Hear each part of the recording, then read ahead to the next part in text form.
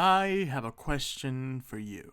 Say you're at a train station with a lever right in front of you to switch the tracks of a train. If the train continues on its path, it will kill 5 people. You could flip the track and only kill 1 person.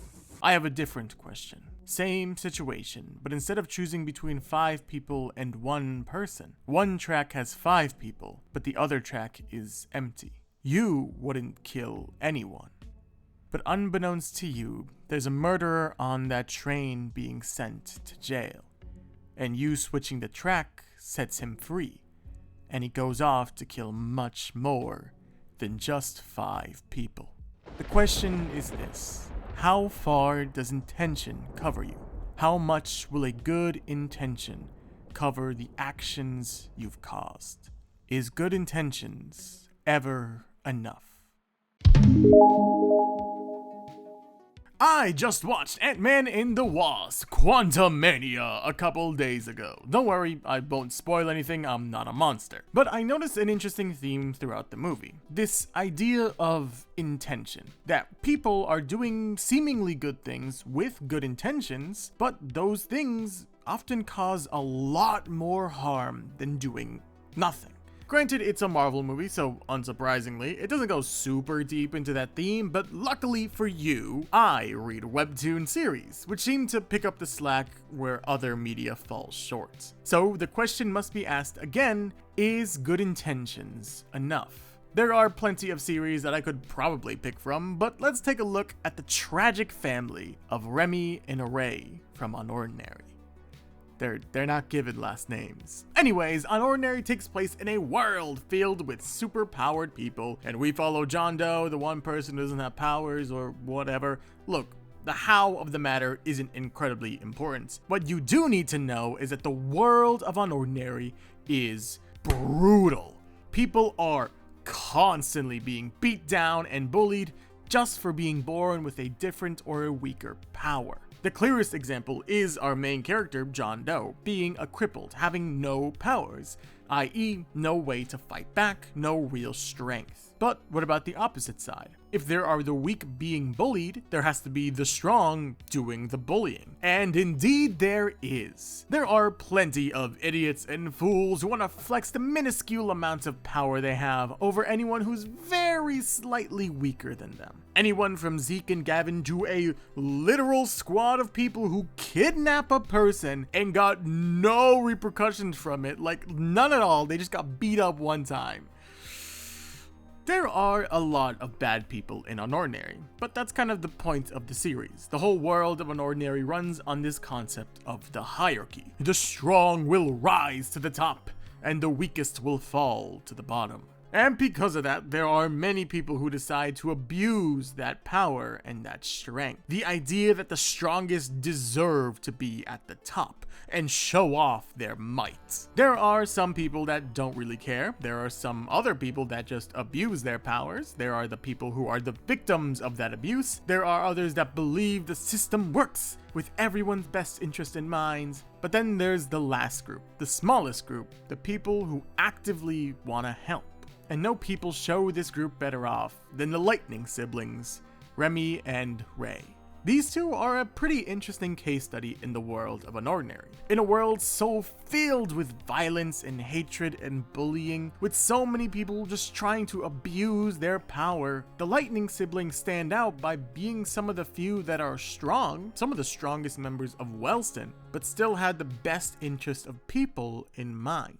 First, let's talk about the late king of Wellston, Rei. Rei was powerful, a strong lightning user that wasn't stuck up or rude or not even a bully. Someone who wanted to get rid of the hierarchy itself, wanted to treat everyone equally and with respect. We hear from Arlo, the current king when the series starts, and the old queen, Cecile, that Rei trying to make everyone equal, trying to make the system less punishing for those who weren't born into power, was actively detrimental to the entire school ecosystem, that it filled the school with chaos and disorder. And as soon as Rei graduated and left, the school became a mess. The system didn't last at all, since there was no one who could continue Rei's vision, at least no one strong enough to do it. So can we really blame Rei for trying his best? He had good intentions, he did good actions, he tried to make the world a better place, but a failed execution with no sustainability, no follow through, and likely more chaos when he does leave.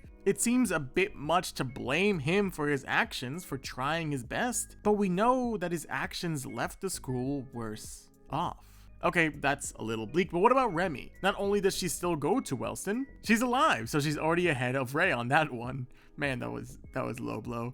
Well, at the beginning of the series, it doesn't seem like she's faring much better. Remi clearly got a lot of good from her brother. She's one of the strongest members of the school, top 4 overall, which is solid. But more importantly, she got a lot of good from Rei. She got his morals, his viewpoints, but we don't see much change at all. Granted, she's only the queen of the school, and with Arlo as her king, someone so focused on following tradition, someone so rigid, someone who adamantly refuses to follow Rei's old attempts to change the school, Remi was not in a position to really change the school that much. She's still a kind person, someone who tried her best to help around the school, but probably the worst part was she thought she wasn't alone.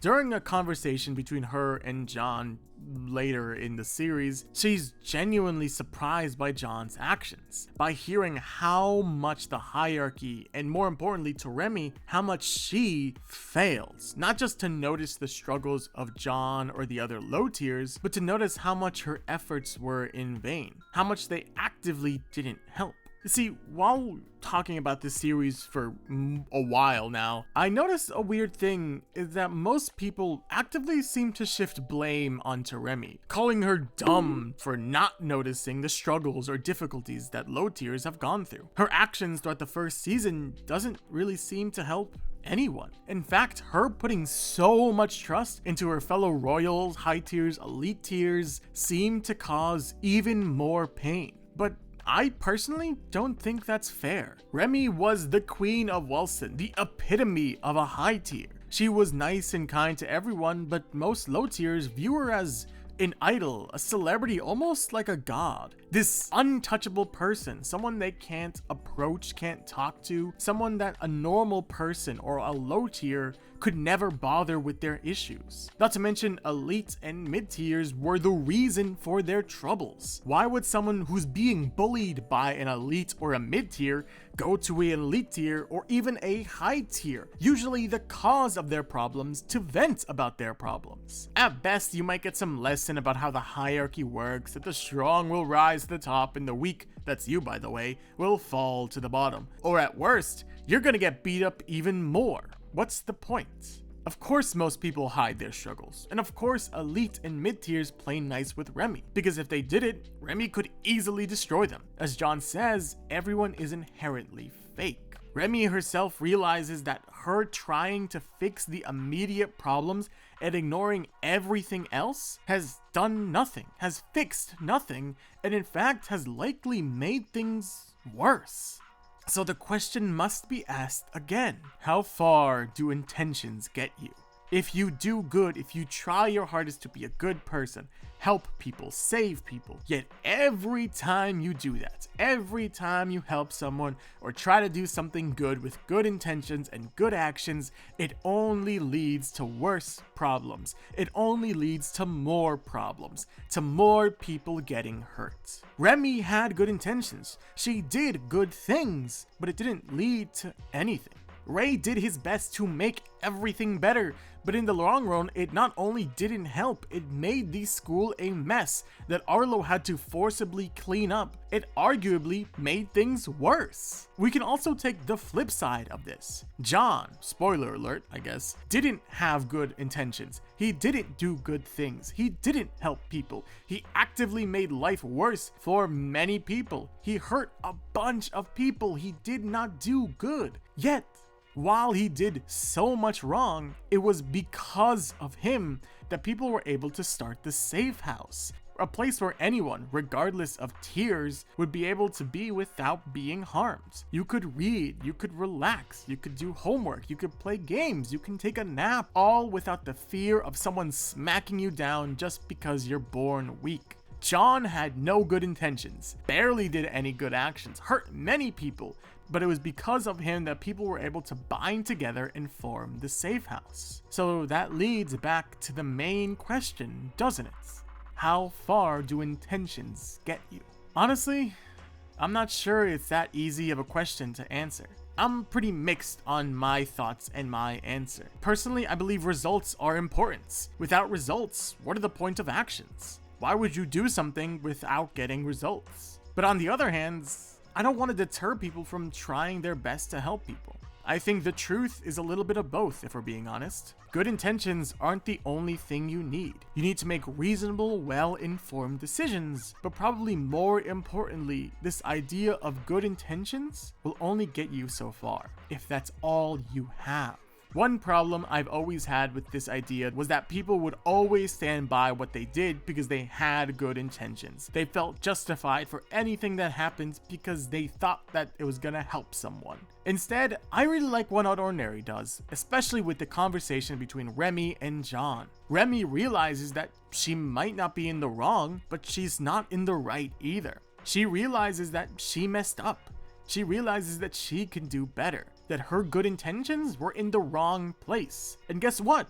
She does do better. Like I said, she was able to form the safe house because of John. But she's also been gathering high tiers to see that the system is just wrong. She's able to stop fights. She's able to get her voice known among the low tiers as a trustworthy person. I think the unfortunate truth about good intentions is that can't be it. You can't just have good intentions and hope you get through life. You need to realize that your actions have consequences, good or bad, even if your actions were good or bad. But more importantly, learn from those mistakes. As for the question I posed at the beginning with the train and stuff, I'm not really sure you could be held responsible for information you didn't have, as long as you try your best. But more importantly, realize that you are fallible.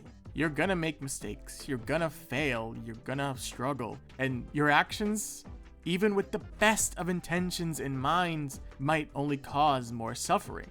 And while that sucks, you have to learn from them. You have to grow from them. You have to realize that your actions will have consequences, and you have to follow through with them. You have to take responsibility. It was too late for Rei to realize that, but it seems like Remi is learning that lesson. So make sure you check out UnOrdinary, updating every week on Webtoon.